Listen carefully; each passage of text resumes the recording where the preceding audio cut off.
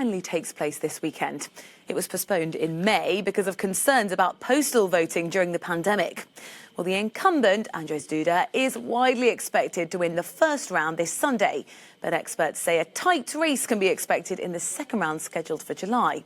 Let's find out more and go to the Polish capital to speak to our political editor, Darren McCaffrey, who's on the scene for us.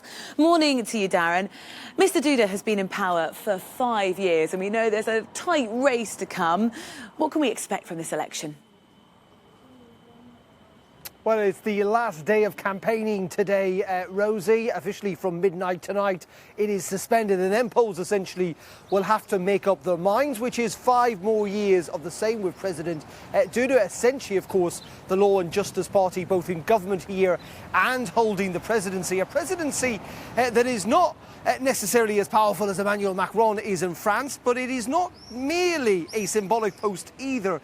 It is a post that does have significant power in a mixed constitution here in Poland. Or potentially this country could take a very different tack, a tack that might well see it repair relations with Brussels that have been, it must be said, slightly fraught in recent years. I've been looking at the last few days of campaigning and how the narrative is likely to play out over the coming days. Here's my report from Warsaw.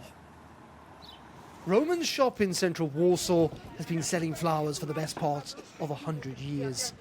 It survived the Second World War and the communist era, but the coronavirus lockdown has been the biggest challenge yet. In March, it was a catastrophe. My income was 200 to 300 zloty per day. He didn't pay my rent. I was about to close down the shop. I was going to wait and see what happens. This flower shop was just one of thousands of businesses forced to close for weeks. Many have simply not reopened, and Poland is looking at its first recession in 30 years. And so it's not a surprise it is the economy that is the #1 concern among voters heading to the polls this Sunday. But it is far from the only one, with health and global warming proving to be factors too. There are 11 candidates battling it out in the first round of this presidential election, but this is now a 2-horse race between the incumbent, Andrzej Duda, and the mayor of Warsaw, Rafal Trzaskowski. Neither is expected to get more than 50% in that first round, and that means a runoff in mid-July, with opinion polls suggesting it is simply too close to call.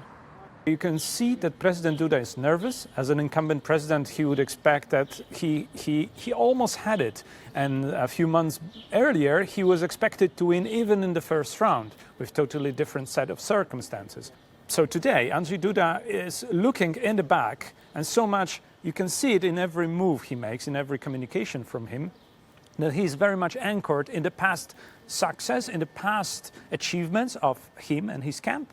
And he doesn't look very much to the future. He doesn't offer the message of hope and change he used to represent in previous elections.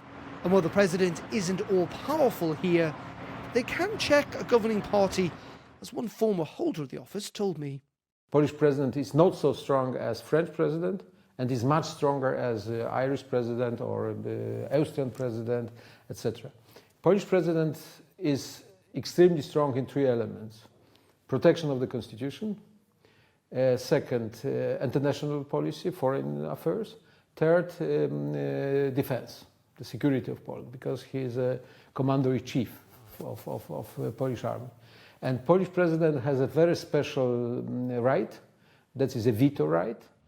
Sunday's vote is unlikely to provide a final result.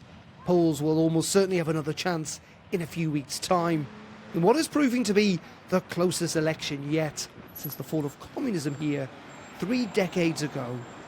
Darren McCaffrey, Euronews in Warsaw.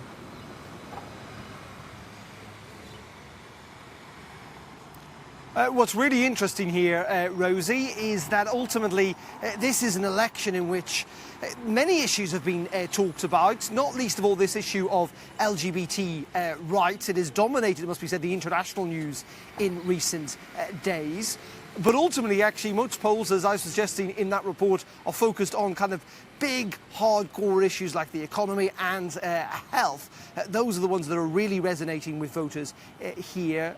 they will get to decide on Sunday. The key thing, I think, to look out for is just how close to 50% President Duda does. There's an expectation if it's close to 50%, he's likely to win in that second round.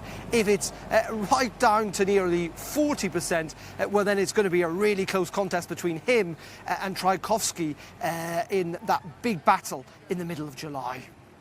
And they go to the polls this weekend. Thank you very much, Darren McCaffrey, our political editor. In Washington,